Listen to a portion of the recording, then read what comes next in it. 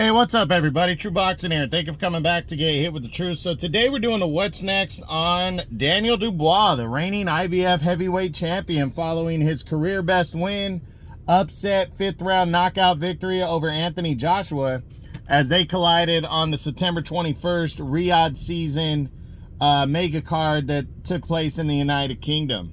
Now, before we get into that, if you could smash the like button, leave a comment, or subscribe to the channel, I really do appreciate any and all support that I can get as I continue to build my channel here. So, we know that the Anthony Joshua rematch is very possible for Danny Dubois. Turki Al-Sheikh came out and said he would like for that fight to take place at the end of February. That's really up to Joshua. Joshua has the rematch clause. He can make that fight happen. Frank Warren came out and said it's not for sure that that's going to be the fight, but that they want Danny Dubois to return in early 2025. So the big question is, what's next if it's not Joshua? So let's run through and take a look. We start with Alexander Usyk, a rematch with him. Usyk is the unified champ. I think this might, if Usyk beats Tyson Fury in their rematch, I think Dubois would want to fight Usyk, but I think he probably still wants to come back before that. So I'm going to lean towards, if Dubois wants to come back in February, Usyk isn't going to be ready for February. So if this fight and this clash were to take place, it'd be sometime in the middle of next year, in my opinion.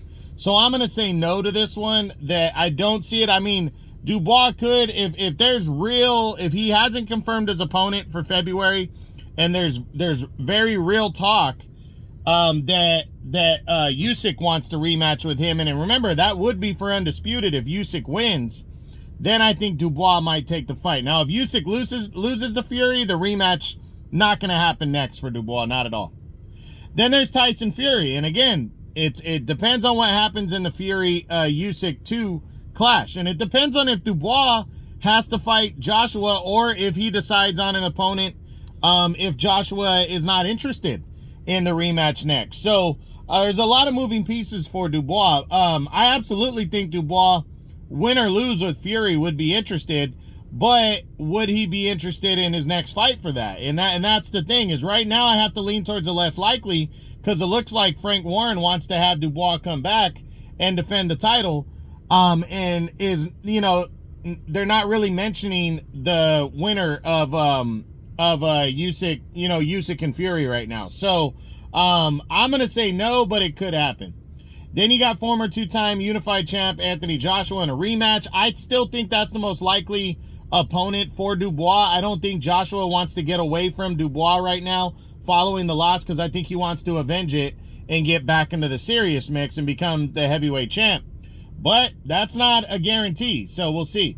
Then you got Joseph Parker. Very interesting matchup. I really do think Parker could be on the short list for Dubois in February. Parker's been hot, wanting to get a shot. He's the WBO interim champion, but we don't know when he's going to get a crack at the winner of Usyk and Fury, if he's going to get the winner at all. He could be upgraded to champ, because the WBO after that fight could order Parker to get the winner of Usyk and Fury, and Usyk might say, or Fury might say, no, we don't want to fight him, and then the title gets stripped and Parker gets upgraded. Then that potentially becomes a unification bout with a guy like Dubois. So again, a lot of moving pieces, but I do think Parker is on that short list, because he's the hottest contender in boxing right now, after beating Deontay Wilder in an upset last year, and then upsetting Zhila Zhang earlier this year to become the interim champ. So I think it's a possibility, but I'm leaning towards the less likely, but I still do think it could happen. Then you got Zhilei Zhang, the former interim champ. Zhang is a very serious contender, I think, and could land this fight. He's an entertaining guy, throws a lot of punches. He would definitely be there. I think Dubois next maybe says, I don't know if I want Zhang, but it's such a big fight, it's kind of hard to avoid. So I do think Zhang is on that short list of opponents that could land that fight. Then you got a rematch with Filip Hrgović. I don't see that one. Hrgović, he beat him. He's not a huge name. Dubois wouldn't have to fight him, and Dubois is hot right now. So I don't think a rematch with Hrgović is on the table for Dubois. Then you got a rematch with Joe Joyce. Remember, this is a guy that one of two guys that Dubois has lost to.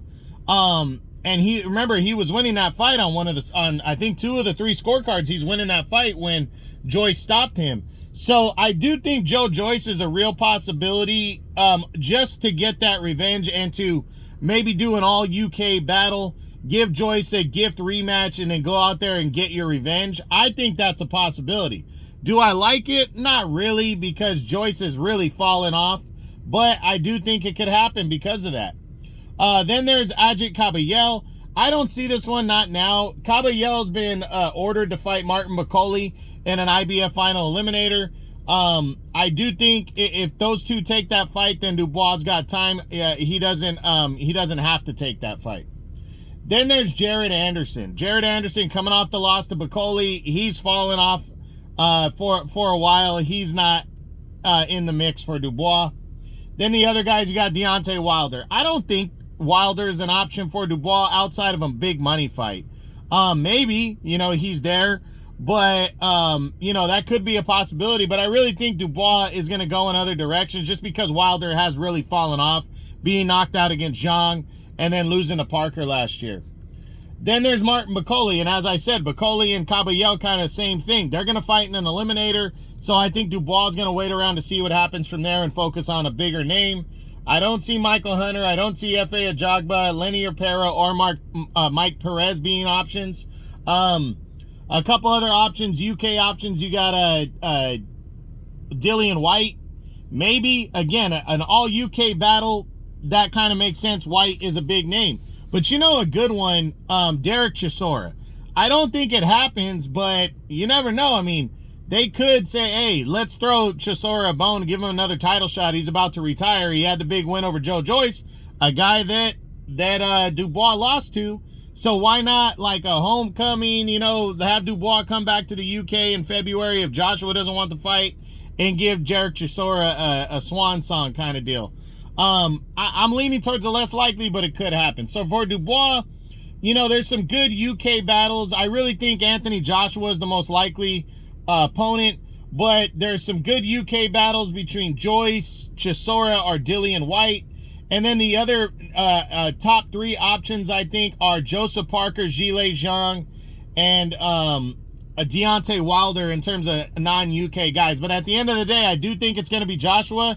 But it's going to be interesting to see who gets the IBF title shot against Daniel Dubois. So that's it. That's what I got. That's my what's next on reigning IBF champion Daniel Dubois following his upset 5th round knockout victory over Anthony Joshua to retain the IBF heavyweight championship of the world. I hope you enjoyed the video. If you did, smash the like button, leave a comment, or subscribe to the channel. I appreciate any and all support. This is True Boxing, and you've been hit with the truth.